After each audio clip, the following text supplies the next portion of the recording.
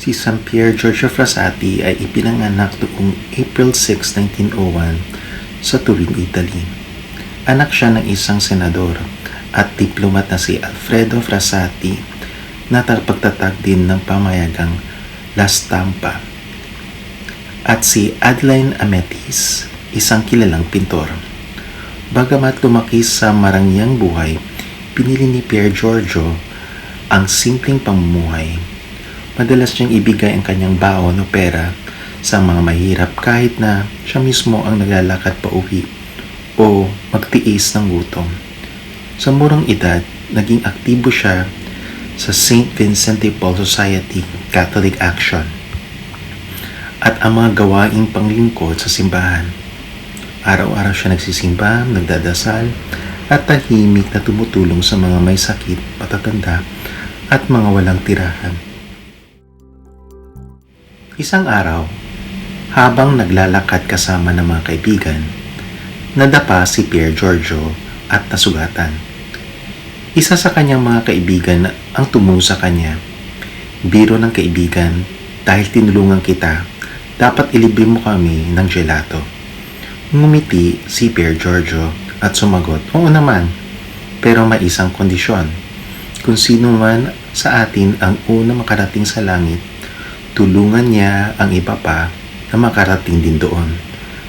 Ang simpleng biro ay naging malalim na paalala ng kanyang pananaw sa buhay.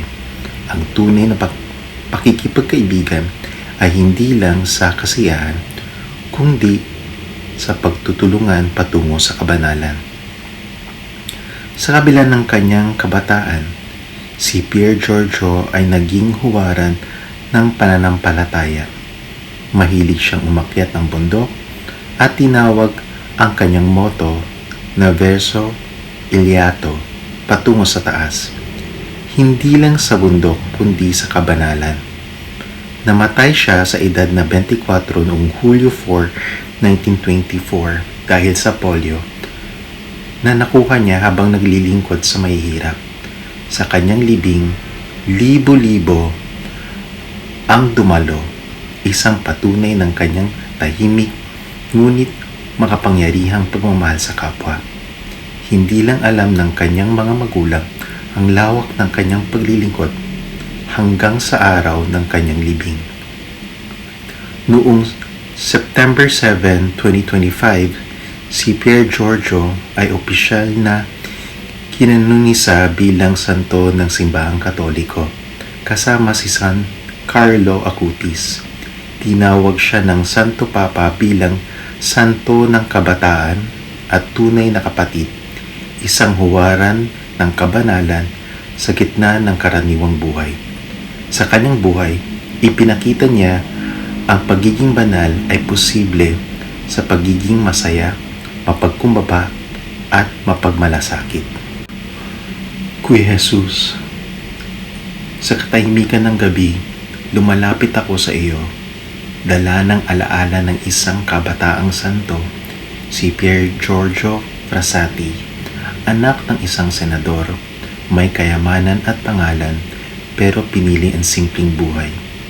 Ibinigay niya ang sarili sa mga may hirap, sa mga may sakit, sa mga walang tinig. Sa bawat hakbang niya sa bundok, sa bawat ngiti, sa mga kaibigan, sa bawat panalangin niya sa simbahan, nandoon ka, Kuya.